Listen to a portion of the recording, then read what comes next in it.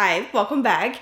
I am going to do a rundown today of every single thing that I have either purchased or received in PR that I've tried out in the past couple months and whether they were worth it or not, whether they were things that I feel like are compatible with the vibe here, with the things that we like here in the corner. Some of these are new items, new launches, and some of them are just new to me products. But I wanted to start out on a really positive note. This is probably my favorite, one of the favorite products I've tried this year, like all in all. And it's the Jones Road Gel Bronzers. I have been completely obsessed with these ever since I got them in. When I did receive them, I really wasn't expecting that much. I just kind of thought, okay, here we go, like another liquid bronzer.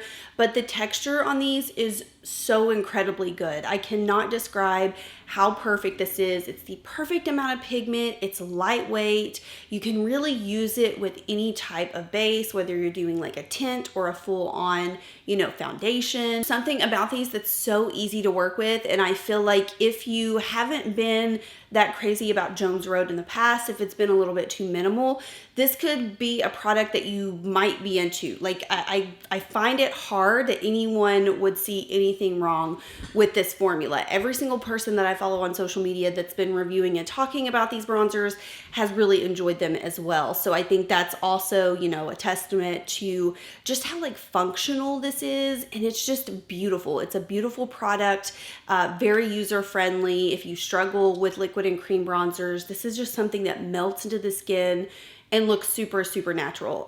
So I cannot recommend these enough. Like, this has been my go-to bronzer. I've had it at my office for probably over a month now.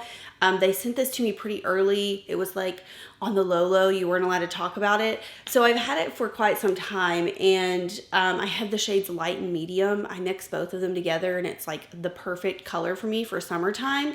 But yeah, it's a really great launch, really great product. I appreciate how user-friendly it is, and just how it's a really good, like, middle ground product. Like I said, not too pigmented, but also not so sheer that you can really tell what's going on. You know what I mean? Speaking of sheer, I finally got the opportunity to try the very hyped up Olio y Osso tinted balms. I think that's how you say these. You could say it like a lot of different ways. I'm gonna say Olio y Osso. I think or Olio y Osso. I don't know. Every single person I've watched has pronounced these balms differently, but they did send me these a few weeks ago, and I have tried all 3 shades that they sent me. I'm not sure if these were like limited launches or if these were a part of the actual full lineup. I think that they should be.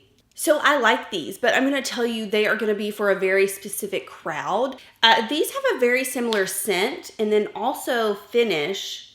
They're a little bit more sheer, but similar to the Milk Makeup cream blushes. And if you remember the original ones, there was only a few shades and they were quite sheer.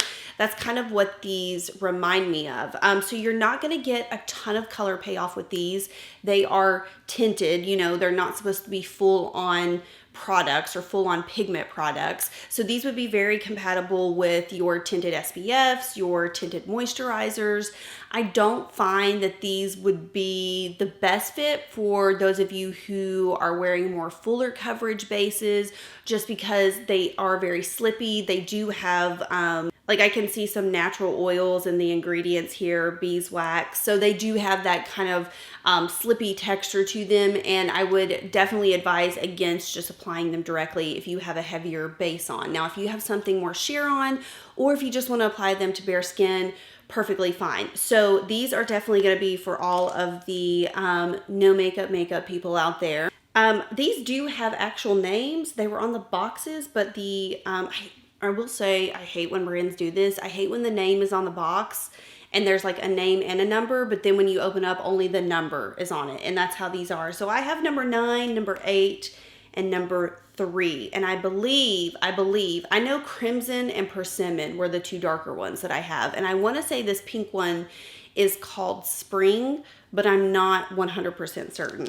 So yeah, these they're lovely. They're dewy. They're going to make you look youthful. Would be really great for mature skin if you do lean down the more minimal makeup vibe. Finally got my hands on one of the Charlotte Tilbury matte beauty blush wands, and this is actually what I'm wearing on my cheeks today. This is the Pillow Talk color, and I'm just gonna be totally honest with you. I prefer the original, the Glowgasm wands, the ones that have a little bit of a sheen in them.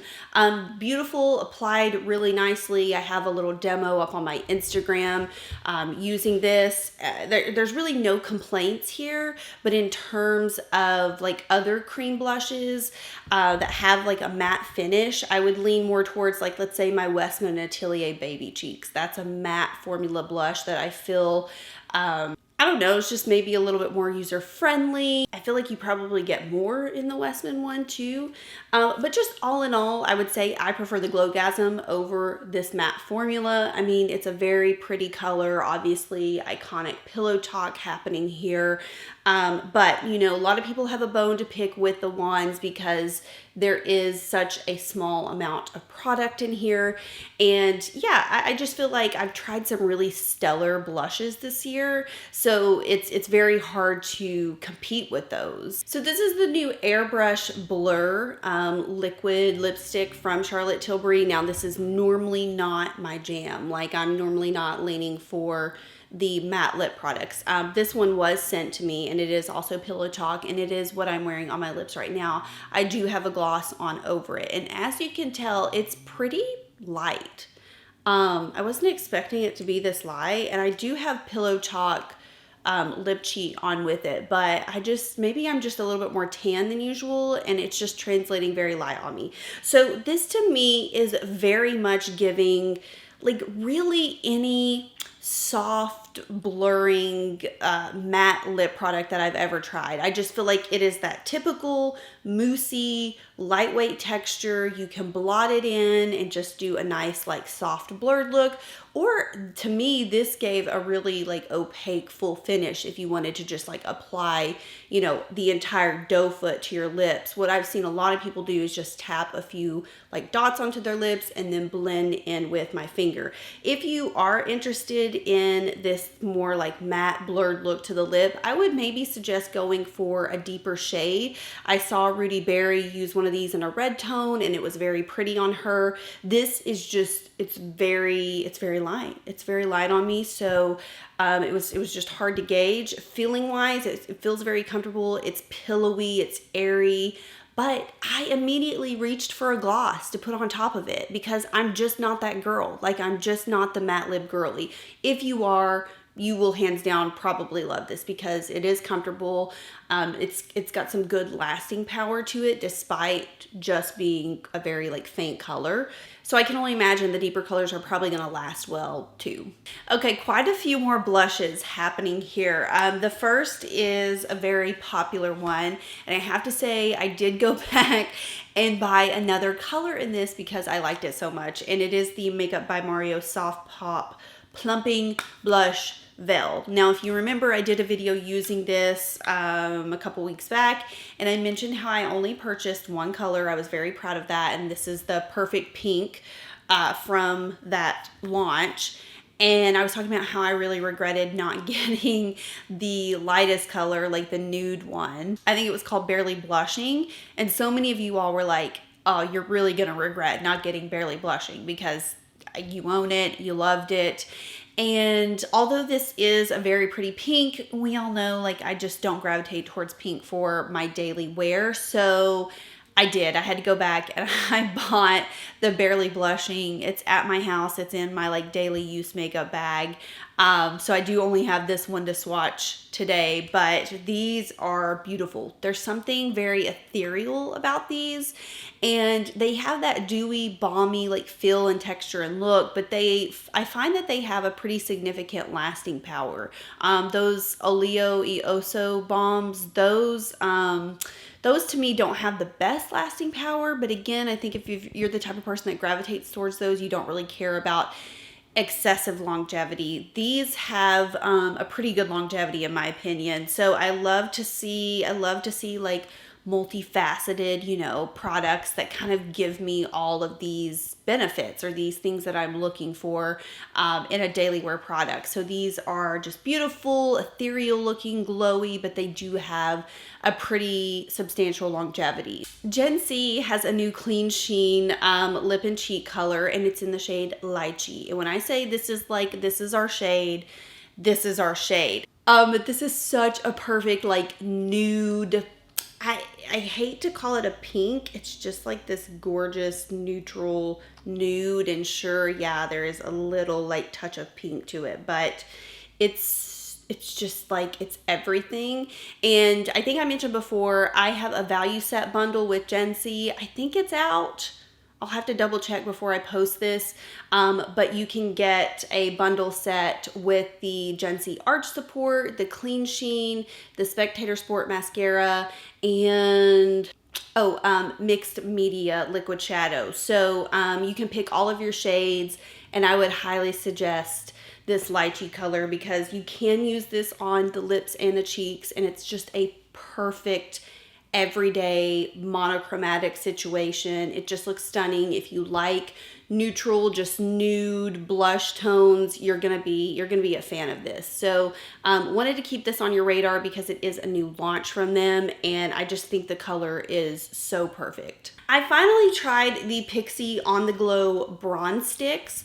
These have been just like all over my social media. Everyone is using these, and I used these in a couple videos back, and I said that when I first got these in, I just applied directly to the face, which I don't normally do. I don't know why I did that. Probably because every single person on TikTok and Instagram that I was seeing use these was applying like directly to the face, and it was like a hot mess express. It did not work out for me. It kind of dragged a little bit, but I have thoroughly been enjoying applying these to the back of my hand, which is what I do with like 90% of my products. So I'm not really gonna fault it there. I have the On The Glow bronze in the shade Beach Glow, and then also Warm Glow. So Beach Glow is my favorite. It's the darker one here, and it's just this like gorgeous bronze, like reddish tone. It translates very much as like a blush bronzer combo, which we love to see. The Warm Glow, I'm kind of confused about. It's very nude. Like I don't even know if I put it on the back of my hand right now, will you be able to see that? Do you see what I'm saying? Like even in the winter time, like at my Ferris, this might show up as like a nude peach blush on me. So I would caution with that. But if you do have really fair skin, you know, it could be a good option because as you can see, like I'm lighter right here and you can see it a little bit better. But overall, I like the way that these apply. I do like the color and I like the texture. It's very forgiving. I just wouldn't apply like directly to my face. But if I had to pick between the two, I would definitely go for this one, the Beach Glow. So I wanted to talk about these next two products together because I feel like they are so similar. I mean, like almost identical in the feel, the texture, the pigment payoff. So this is the Kosas Wetstick Tinted Moisturizing Lipstick, and then the NARS Afterglow Sensual Shine Lipstick. Now I got a couple shades in the NARS one, but unfortunately I just have, actually, you know what? I only have one of each here at my office. The other two I have, one's in my travel makeup bag. I took the NARS with me to try on vacation, but that's totally irrelevant. I have two colors here to show you. I have Breathless in the NARS, which is like a very sheer nude. And then I have Hot Beach in the Kosas Wetstick, which I used the other shade. If you want to see the other shade that I got, I think it was called Baby Rose. I used that in a recent video, which I'll link down below, but it was very pale as well. I don't know what's up with me, like getting lip colors recently that are too light for me. So to me, these are like almost identical formulas. They are that quintessential, like typical slippy tinted lip balm style product. There's not a ton of longevity with these. They're definitely ones you're gonna have to reapply throughout the day. And although they come in some really pretty colors, I really just, I can't get down with the ultra slippy formulas because to me, number one, I can always like taste them. I feel like they're moving around on my lips and that they're getting in my mouth. They feel moisturizing, but almost to a fault. It's just like they almost just feel wet on the lips. Just too much slip happening here. I would say the NARS is a little bit less slippy than the Kosas. I mean, if you were interested in one or the two, I would probably go with NARS and say, yeah, that it has a little bit less slip to it. But if you were to, I mean, really wear one like half and half throughout the day, you would probably not notice a difference. Okay, last couple of products here, also complexion products. Jones Road released a face powder. It's the tinted face powder. It also comes in just a translucent version. And I have to say that I have been very pleased with this powder, especially in the summertime. This to me is a little mattifying. Like it's got some mattifying abilities to it. And with it being summertime and you know, like kind of like the humidity making me glow a little bit more, it's been a really nice product to just like hold on to my makeup. It just sets my makeup a little bit more than, let's say, like my Charlotte Tilbury Airbrush powder. I think it would go very well with the Jones Road with the foundation because that's an ultra glowy product, and I feel like this could definitely set it in really well. So yeah, it's really just a basic face powder, but it gives a super smooth finish. Definitely a little bit more on the matte side, so do want to just point that out in case you're like extra dry and you're just not looking for that. But overall, I think it's just like a Jones Road product. Like it's very classic, it works well, it's effective, like nothing super fancy here. I'm wearing the tinted light one, I think. Yeah, I'm wearing the shade light, which is a little yellow.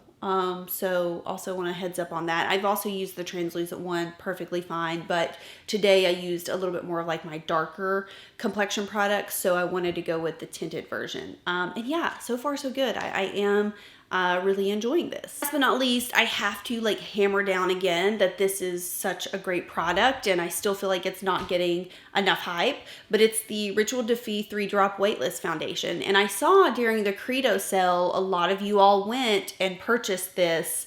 I had like a 24-hour early access code that they gave me, and so many of you guys bought this. So I was really happy to see that you trusted my opinion on this formula. I just think it's a really beautiful multi-purpose foundation. It's great for daily wear.